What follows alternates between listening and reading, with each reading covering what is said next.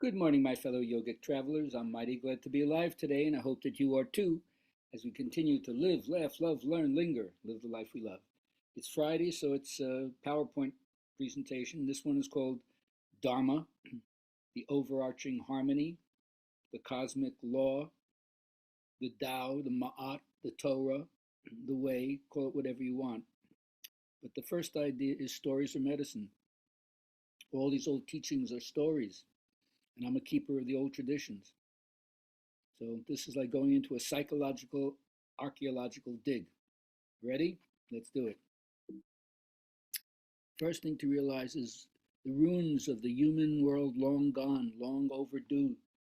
We've lost contact with the depths of the intuition that have been shared by those who came before.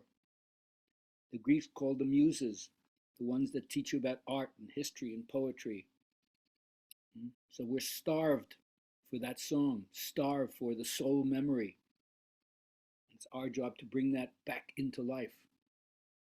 So play the instrument of the name to open the door, you know, like Rumpelstiltskin, or like when we say in yoga postures, know the name of the asana. It gives you a little handle on what it's all about. And then your word is so important for opening the passageway, right? Open sesame. Oh, your username or password is incorrect. Right? You have to find the right mantra to get the right response. Now you're about to hack time. You sure?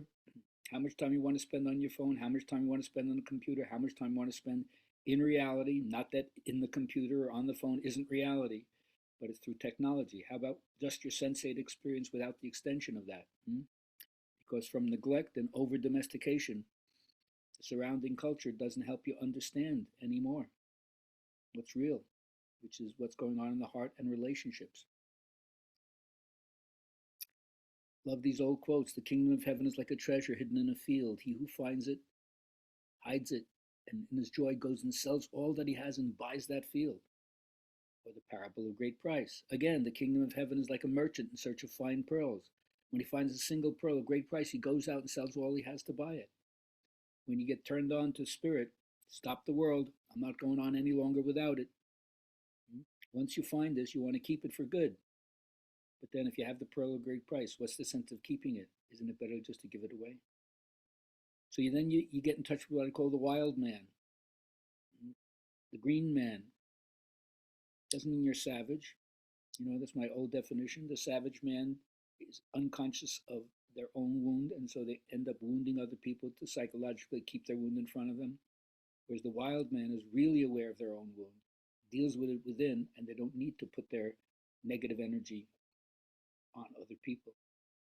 So this is a force we can't live without. This is our spontaneous force, our deep force, our connected to nature force. That's your actual self. Women have the same thing behind their instinctive nature. La que sabe, she who knows. La rio abajo, the river of energy deep within you. La loba, the wild wolf woman.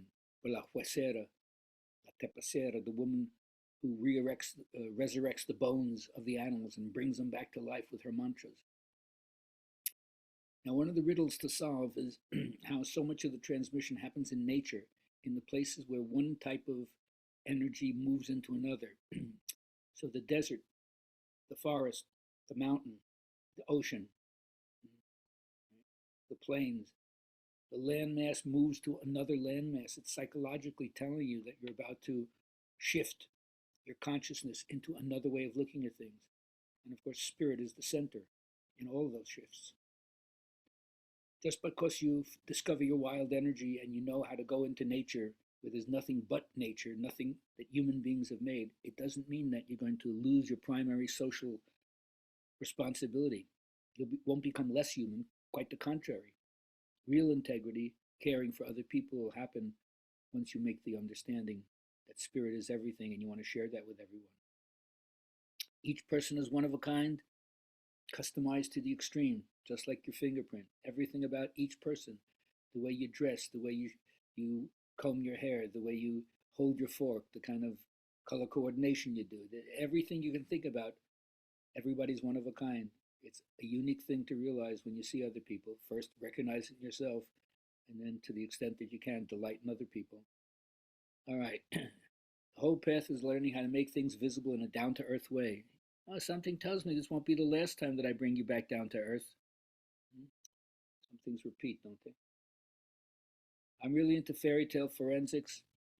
These are collective stories that have been passed through the species in every culture, hundreds, sometimes thousands of years. And they take you through initiation tales. And there's not just initiation tales for the young person, like the prince and princess, they marry and happy forever ever after. There's middle years and elder years fairy tales. Find them out. And then always share your story. Right? All these stories are embedded with a certain kind of instruction to guide you through the complexities of life.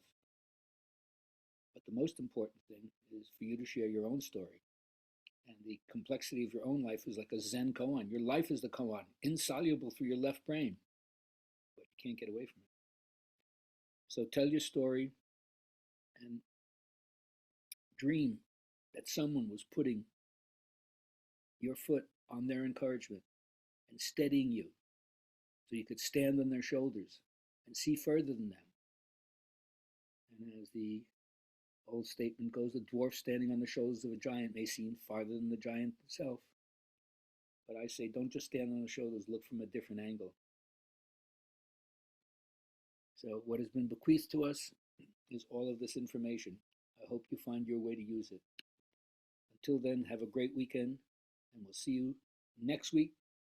Our last Good Vibrations class for the year will be on Wednesday. I hope you can join us for that. Have a lot of fun.